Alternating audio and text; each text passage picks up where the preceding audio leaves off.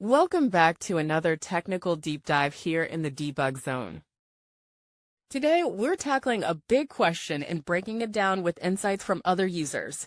Hopefully this clears up some misconceptions and helps you get the answer you need. So buckle up, stay a little curious, and let's jump right in.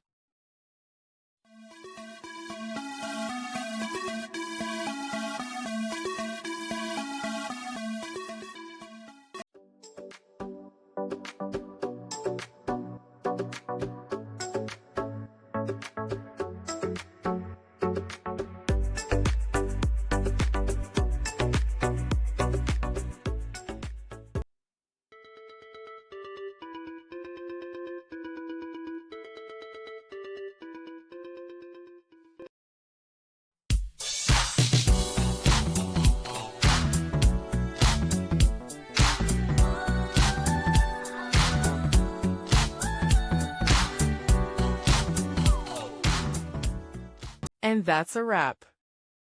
I hope you found the answer you were looking for. If you did, take a second to hit that subscribe button. It really helps out. And let me know in the comments which solution worked best for you. See you next time in the debug zone.